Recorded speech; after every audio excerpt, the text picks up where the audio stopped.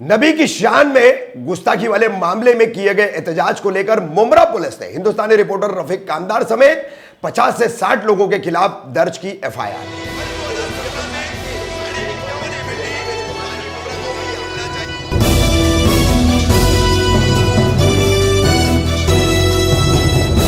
रफीक कामदार हिंदुस्तानी reporter में आपका स्वागत है। 15 अगस्त को नासिक के सिन्नर तहसील के पंचाले गांव में महंत रामगिरी महाराज, जिसने आका नबी करीम सल्लल्लाहु ताला अलैहि वसल्लम की शान में गुस्ताखी की, आपत्तिजनक बयान दिया, वीडियो सामने आया और उसके बाद मुमरा में 16 अगस्त को यूनाइटेड उलेमा फोरम के हर मकतब फिक्र के उलेमा जो है अपनी एक टीम बना करके शिकायत दर्ज कराने पहुंचे। 5 से 6 घंटे तक उलेमाओं को टालने के साथ साथ बदजबानी बदसलूकी करने के बाद मुमरा पुलिस एफआईआर दर्ज करने तैयार नहीं थी। लोगों को पता चलेगा मुमरा पुलिस स्टेशन सपोर्ट नहीं करा, आपके शान में गुस्ताखी और आप लोग मुस्लिम मेजॉरिटी इलाके में रहकर हम कानून नहीं, लोग जमा होंगे और भीड़ जमा होगी। सर सबकी अगर सबको पता चल जाए, आपने एफआईआर ले लिया, सब सुकून से सो जाएंगे।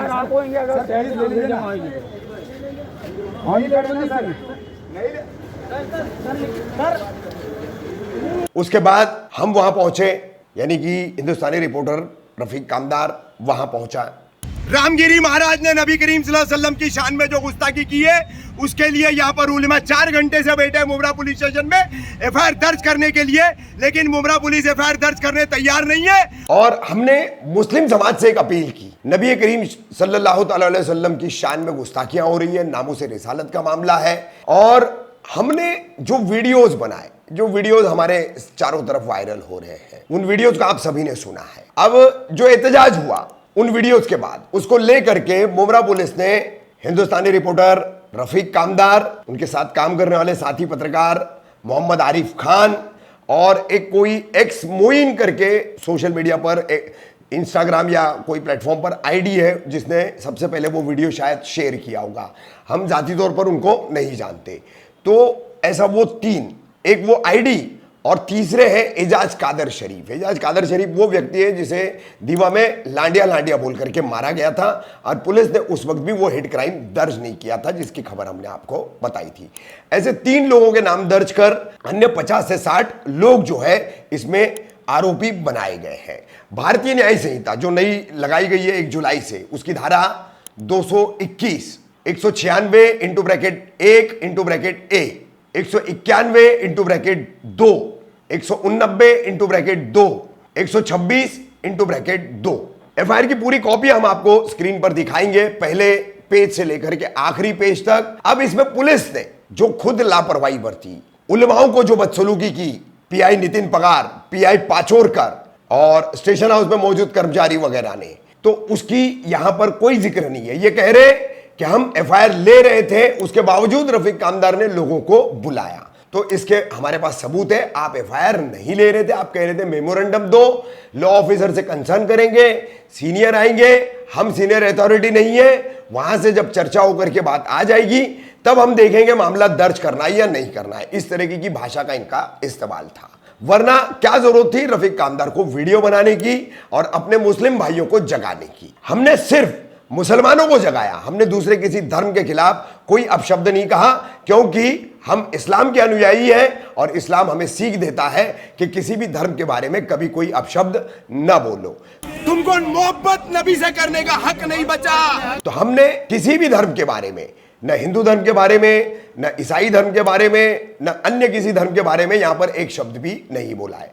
उसके बावजूद एफआईआर के कंटेंट में आप देखोगे कि पुलिस ने लिखा है कि 2 समुदायों में दंगा हो, 2 समाजों में विद्वेष फैले, 2 धार्मिक समुदायों में झगड़ा हो, ऐसी हमने भाषा का इस्तेमाल किया। पुलिस साबित करे अब इस बात को। खैर ये तो कानूनी लड़ाई वाली बात है, और अल्हम्दुलिल्लाह आप तमाम लोगों की दुआओं से रफीक कामदार ऐसी कानूनी लड़ाइयों से न कभी डरा है और कभी उसने अधूरी लड़ाइयों को छोड़ा है। तो इस लड़ाई को भी पूरा लड़ेंगे, बस आप लोगों का साथ चाहिए। पुलिस ने पूरी एफआईआर जो है झूठ पे झूठ करते हुए और पूरी झूठ की बुनियाद पर इमारत बनाते हुए गढ़ी है कि एक तरफ आप कह रहे हैं हम एफआईआर ले रहे थे, तो क्यों घर उलमाओं को जो है हम जैसे लोगों को बुलाना पड़ा। यूनाइटेड उलमा फोरम के तमाम जिम्मेदार उलमा हैं, हर कोई उनसे पूछ सकता है। और उस दिन के उनके बयानात वीडियोस में आप देख सकते हैं जब हम गेट पर बैठ गए थे कि कितने घंटे से वो थे और पुलिस उनके साथ किस तरह का सलूक कर रही थी। एक तो हमारी नबी करीम सल्लल्लाहु अलैहि वसल्लम की शान में गुस्ताखी, फिर दूसरी तरफ हमारे उलमाओं के साथ बदसलूकी, क्या क्या हम बर्दाश्त करें। ठाणे के पुलिस आयुक्त आशुतोष डुमरे जी और इस राज्य के मुख्यमंत्री शिंदे जी, हमारी कोई भावना ही नहीं है, हमारी धार्मिक भावनाएं आहत होने के बावजूद आप महंत रामगिरी के स्टेज पर जाते, उनको सुरक्षा का आश्वासन देते। क्या हम आपकी आवाम नहीं है? क्या हम आपकी रियाया नहीं है? आणि म्हणून या महाराष्ट्रामध्ये संतांच्या केसाला देखील धक्का लावण्याची हिम्मत तुम करता कामा नये। संविधान के तहत आपने शपथ खाई राजधर्म निभा करके हर नागरिक को उसके हर अधिकार की सुरक्षा करने की और देने की, तो फिर ये भेदभाव क्यों? एफआईआर आपने दर्ज की, मैं डरता नहीं है ऐसी एफआईआर से, और 10 एफआईआर करना आप, मगर ये सिलसिला न रुका है न रुकेगा, इंशाल्लाह आगे बढ़ते रहेगा। ये मेरी जबान है, आप चाहे जो भी कर लो। सूत्रों से हमें ये भी पता चला है कि रफीक कामदार के खिलाफ पुलिस अब एक बहुत बड़ा ताना बाना बुन रही है। बुनिए, लेकिन उस ताने बाने को अल्लाह की जात जो है वो छिन्न भिन्न कर देगी, तितर बितर कर देगी, तोड़ मरोड़ करके फिर फेंक देगी। जैसे 16 अगस्त की रात को आकर के अल्लाह ने जो अपना जलवा दिखाया और मुसलमान जाग करके आया, उसके बाद चारों तरफ क्या हो रहा है सभी जान रहे हैं। तो ये एफआईआर का कंटेंट सुनिए, ये एफआईआर का कंटेंट देखिए, पढ़िए, डाउनलोड भी कर पाएंगे आप एफआईआर को, हम दे रहे हैं आपको। और इसमें कितना झूठ लिख रही है मुमरा पुलिस। ठीक है, आप झूठ लिखिए, हर बार आपने मुझ पर झूठा केस बनाया है और आप मुझे गुंडा लिख रहे हैं। उसके अंदर एक गुंडागर्दी का उदाहरण आप दिखा दीजिए। आप ये अभी बैठे हुए सीनियर पीआई अनिल शिंदे नासिक से आए हुए हैं, पूर्व के यहाँ के जो सीनियर पीआई थे मधुकर कड़ उनके बैचमेंट है।